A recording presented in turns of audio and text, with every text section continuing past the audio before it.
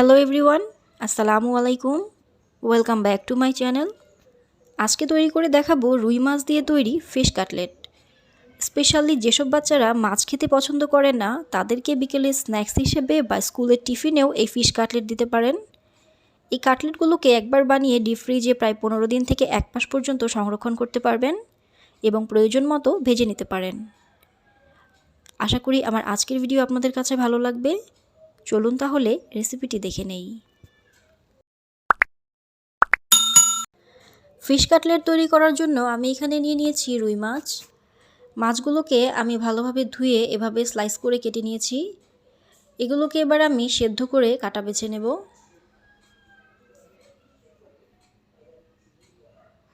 নিয়ে নিয়েছি রসুন বাটা। এখান থেকে আমি প্রায় 1.5 চা চামচ পরিমাণ রসুন বাটা ইউজ করব। কিছু শুকনো মশলা নিয়ে নিয়েছি। রয়েছে জিরার গুঁড়া 1/2 টেবিল চামচ পরিমাণ, সাদা গোলমরিচের গুঁড়া 1/2 চা চামচ পরিমাণ এবং লবণ 1 চা চামচ পরিমাণ।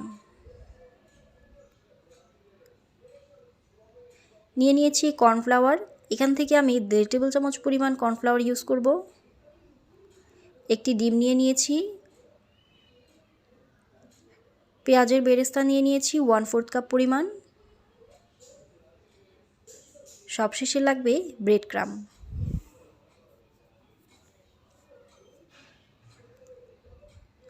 মাছগুলোকে আমি সেদ্ধ করে খুব ভালোভাবে কাটাগুলো বেছে নিয়েছি। শুকনো মশলাগুলো এবার এর মধ্যে দিয়ে দিচ্ছি। আপনারা চাইলে আপনাদের পছন্দ মতো আরও বিভিন্ন মশলা অ্যাড করতে পারেন। রসুন বাটা দিয়ে দিচ্ছি 1.5 চা চামচ পরিমাণ। আপনারা যদি আদা রসুন বাটা একসাথে করে থাকেন তাহলে সেখান থেকেও 1.5 চা চামচ দিয়ে দিতে পারেন। পেঁয়াজের বেরেস্তা দিয়ে দিচ্ছি। কর্নফ্লাওয়ার দিয়ে দিচ্ছি 1.5 টেবিল চামচ পরিমাণ। আপনাদের হাতের কাছে কর্নফ্লাওয়ার না থাকলে একটি মিডিয়াম সাইজের আলু সেদ্ধ করে দিয়ে দিতে পারেন। তবে আলুর তুলনায় কর্নফ্লাওয়ার দিলে এটার বাইন্ডিং ভালো হয়, এতে করে কাটলেটগুলো তৈরি করতে আপনার সুবিধা হবে। সব উপকরণ খুব ভালোভাবে মেখে নিচ্ছি। খুব ভালোভাবে মেখে নেওয়া হয়ে গেলে সামান্য পরিমাণ ডো নিয়ে আমি এবার কাটলেট তৈরি করে নিচ্ছি। আপনারা চাইলে এই কাটলেটগুলো যে কোনো শেপ দিয়ে তৈরি করতে পারেন। আমি এখানে অনেকটা লিফ বা পাতার আকৃতি করে কাটলেটটি তৈরি করে নিচ্ছি। এই আকৃতিতে করতে সময় খুবই কম লাগে এবং খুবই সহজে তৈরি করা যায়।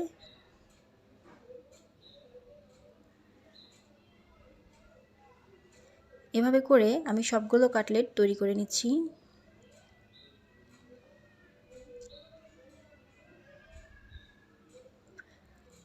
আমার কাটলেটগুলো তৈরি করা হয়ে গিয়েছে।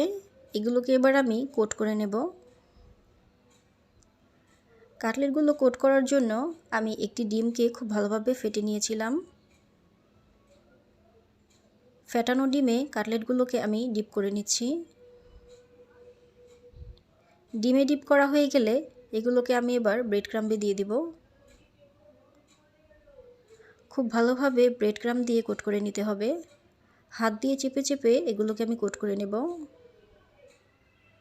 আমি এখানে কেনা ব্রেড ক্রাম্ব ইউজ করছি, আপনারা চাইলে বিস্কুটের গুঁড়াও ইউজ করতে পারেন। কাটলেটটি তৈরি হয়ে গিয়েছে। এভাবে করে আমি সবগুলো কাটলেট তৈরি করে নেব। আপনারা চাইলে কাটলেটগুলোকে এভাবে তৈরি করে ডিপ ফ্রিজে এয়ারটাইট বক্সে সংরক্ষণ করতে পারবেন প্রায় 15 দিন থেকে 1 মাস পর্যন্ত, এবং যখন প্রয়োজন হবে বের করে ভেজে নিলেই হবে। চুলায় একটি হাঁড়ি বসিয়ে দিয়েছি। দিয়ে দিচ্ছি তেল। তেলটা গরম হয়ে আসলে আমি কাটলেটগুলোকে ভেজে নেব। এক এক করে আমি সবগুলো কাটলেট দিয়ে দিচ্ছি।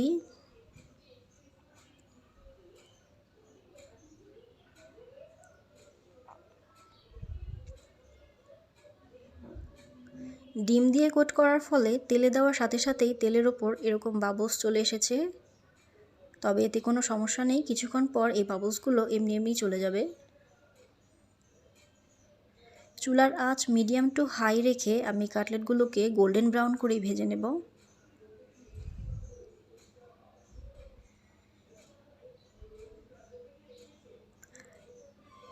দেখুন আমার কাটলেটগুলোতে খুব সুন্দর রং চলে এসেছে।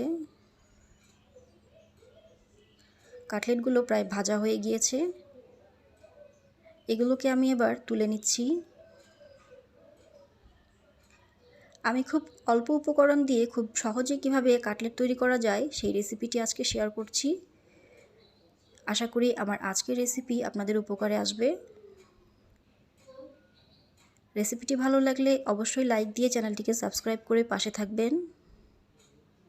সবাই ভালো থাকবেন। দেখা হবে নতুন আরেকটি রেসিপি নিয়ে। আল্লাহ হাফেজ।